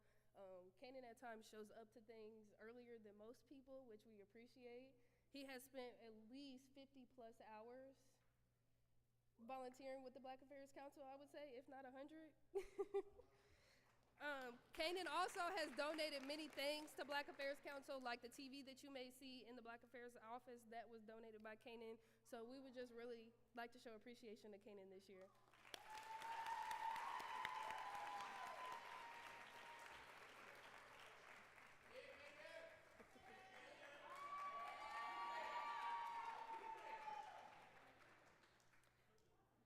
And the next award that we will be giving out is the RSO with the most campus engagement. So this RSO was given to, this award was given to an RSO that had held the most events and had the most campus engagement, which will be given to the Black Men Coalition. So if any of you members would like to come up.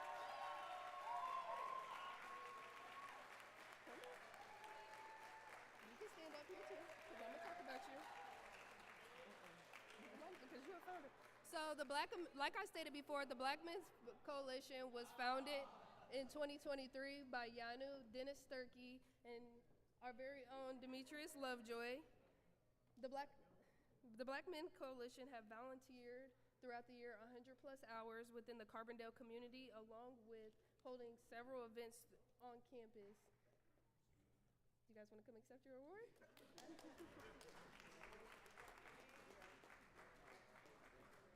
Turn around, take a picture.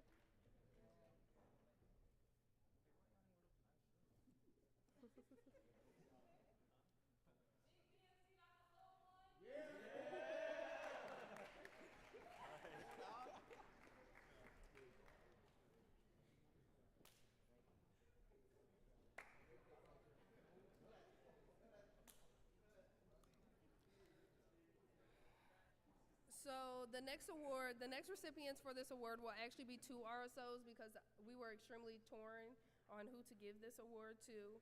So the most community engagement will go to both Black Women's Club and Black Women's Task Force.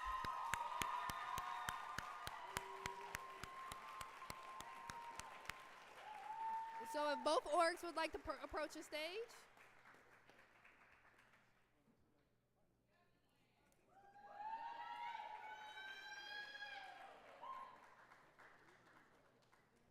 Both of these organizations have put over 50 plus hours, if not hundreds of hours, into the Carbondale community, and we just want to show their appreciation and their hard work. Make sure you take a picture with just your girls.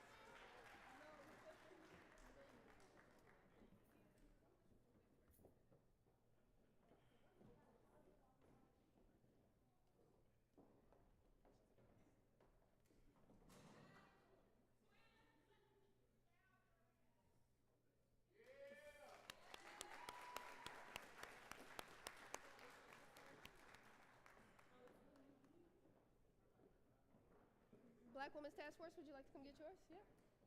There you go. And then be sure to take a picture.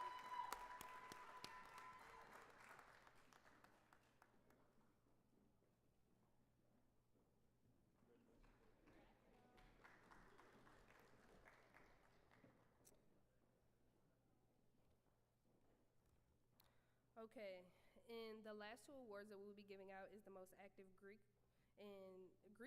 fraternity and sorority. So we're going to start with the sorority first. The Delta Beta chapter of Alpha Kappa Alpha Sorority Incorporated has demonstrated exceptional dedication and impact throughout this year. This group of ladies has not only achieved the highest GPA among the National Panhellenic Council, but has also ranked in the top 5 out of 24 Greek organizations here on the SIUC campus. Their commitment to service is an inspiration and and the biggest point of evidence is their event that they held, Voices Without Border, an event where they packaged over 60 care packages for immigrant families and sent 100 cards to detainees that are in immigration detainee camps. Showing compassion and advocacy in their community has been a strong point for them.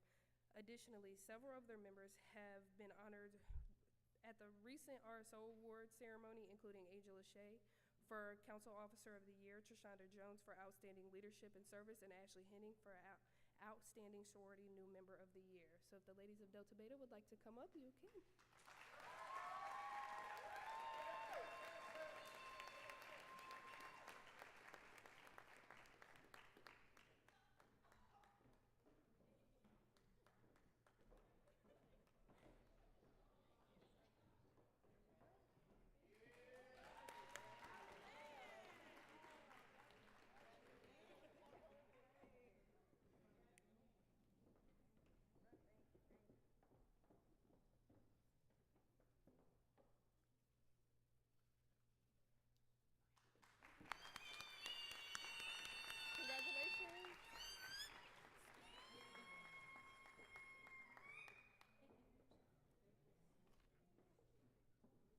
Now on to the most active Greek fraternity.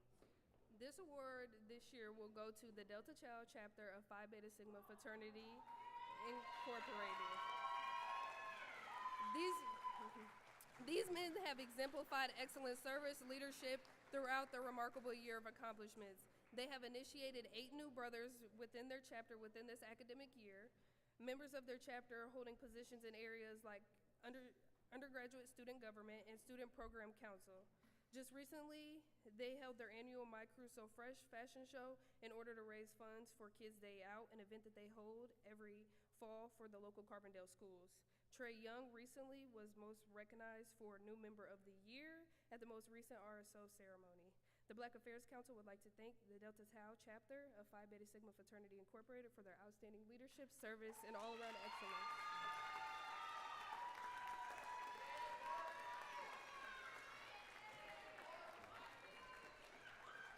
Here you go, big press.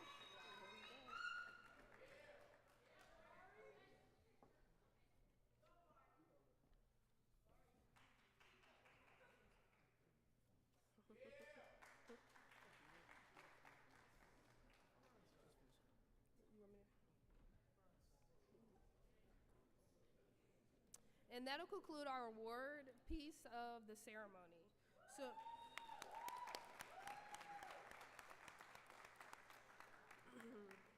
So to close out the ceremony, we would like to welcome our very own Father Brown to do his farewell blessing.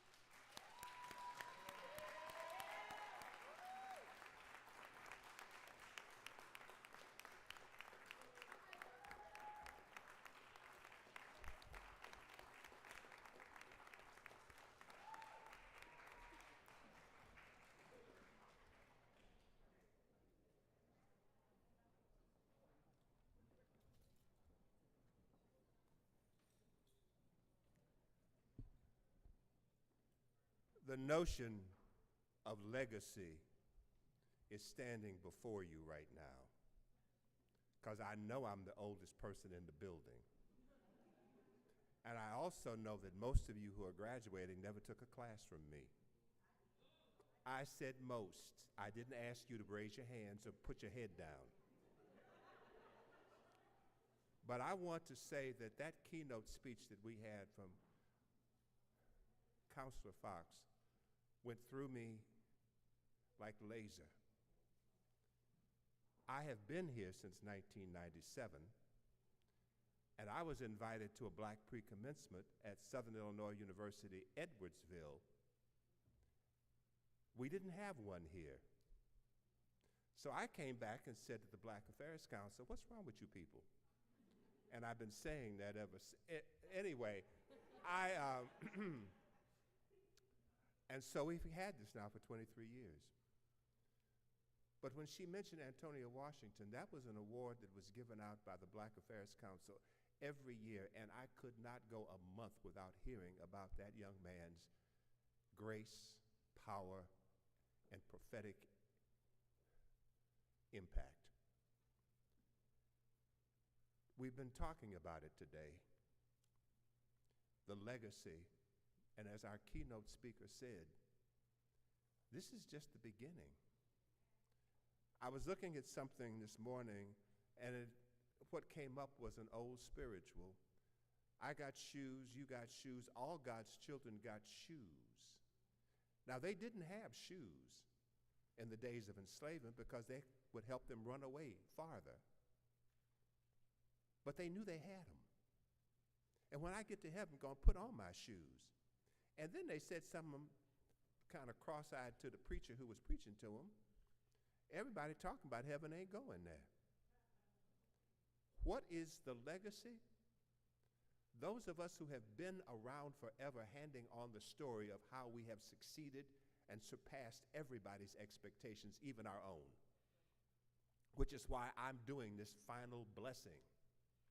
It's in 3 parts. The blessing of the water here, and then the blessing of the graduates, and then ascending forth. What we're going through in this country today, and we will be talking about this in the next months and weeks and years to come on this campus. If you don't know where you came from, you don't have a map in you of how to get to the place you have to go. Because us old folks, it's not only a cycle, it spirals through time. And what I teach and what others teach, you're going to have to teach it. Being the oldest person in the building, if not on the campus, at least 3 or 4 of y'all gonna have to come and take my place someday. He was brilliant in talking about he went to school just to go to school, but he didn't know until his mother and grandmother cried what his real calling was. And he is a legacy. I was joking earlier today that when I finally graduated, it wasn't finally, when I finished at Yale, I wasn't even going to go to the ceremony because I graduated. I got my degree in December, and I wasn't going to go all the way back up there from Charlottesville, Virginia, just to sit in an audience. And I mentioned that at Christmas when my mother and I were visiting my cousin Catherine. I said, yeah, I mean, I got my diploma. There ain't no reason for me to go back. And my mother looked at me and said, I'll miss you because I'm going to your graduation even if you won't. Oh, okay, whatever. So I went up to New Haven, Connecticut. She said, nobody else will ever get what you have gotten. 6 college degrees and 5 books. And I didn't break a sweat in any of them because my father taught me and his father taught me how to read, and my grandfather was blind and taught me how to read. I want you to know that someday some of you will be sitting up here or someplace like that on somebody's campus telling his story, her story, and our stories.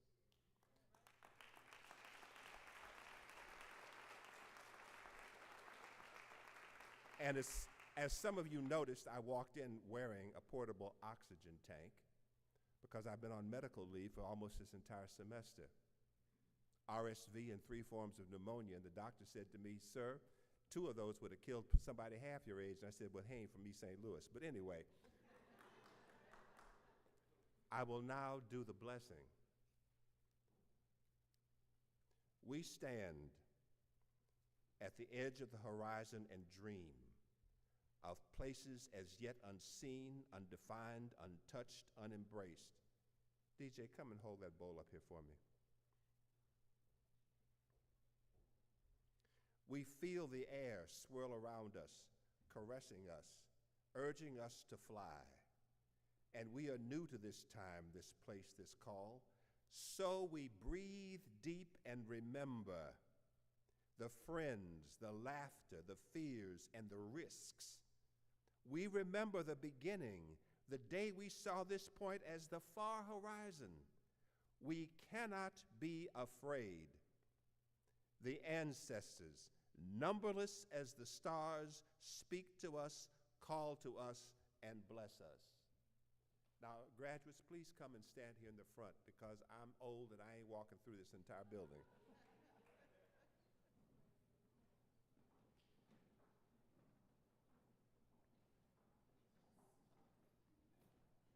And those who are relatives, friends, or visitors, if you are so inclined, the ritual would allow you to stretch forth your hand as I pray.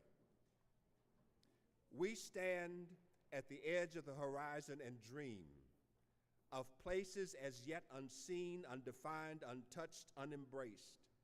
We feel the air swirl around us, caressing us, urging us to fly.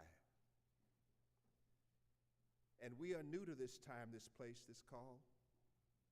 So we breathe deep and remember. We cannot be afraid. The children as yet unborn pull us into a future that must be made safe for them. The world that has taught us the wisdom of ages past claims us to work for good, for healing, for justice. The God who has made us delights in our readiness to begin again the journey into our fullness. It is time for us to give our thanks to all who gave us life, nourishment, hope, direction, and meaning. It is time for us to claim tomorrow and be the blessing God has intended us to be. We receive the blessing that speaks of new birth and new beginning.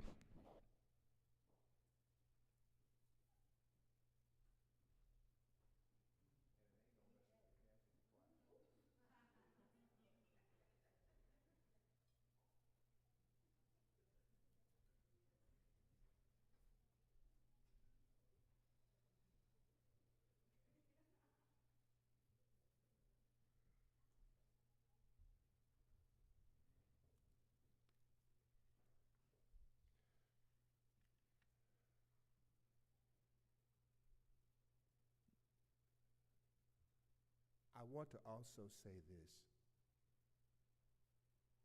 being urged by someone who started here in 1990.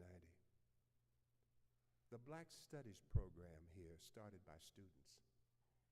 They wanted to know more so they could survive better. And those same students started the Black Affairs Council. We have never waited for somebody to draw us a map or to build us a place of refuge. Remember that. Go now into the world, carrying the gifts bestowed upon you, knowledge that you are beloved, that you are called to make a difference. Feel within your hearts the blessings of your ancestors. Hear within the silence of your dreams the calls of the unborn. You stand at a crossroads in your life. Step off into brightness and hope and possibility. Be light within the darkness. Be steady hands for those who stumble. Be comfort and confirmation for those who doubt themselves. And as you leave this circle, remember, anybody ask you who you are, who you are, who you are? Anybody ask you who you are, you tell them you a child of God.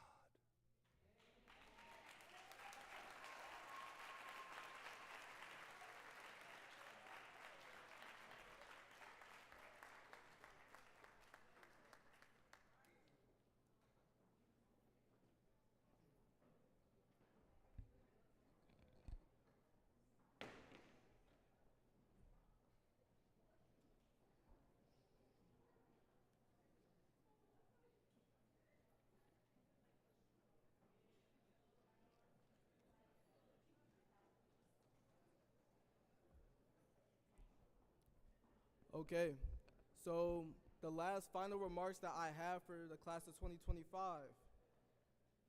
May you move forward with purpose, lead with integrity, and continue to honor the legacy you represent. Congratulations, graduates. This concludes our formal ceremony. Please enjoy it. Please join us in the lounge for snacks and hors d'oeuvres and photo ops. And thank you all for being a part of this special day.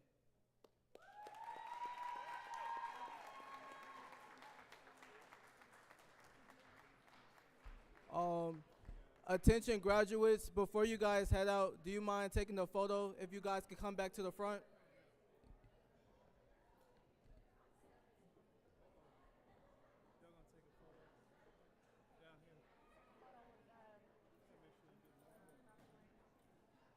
I'm trying to make sure.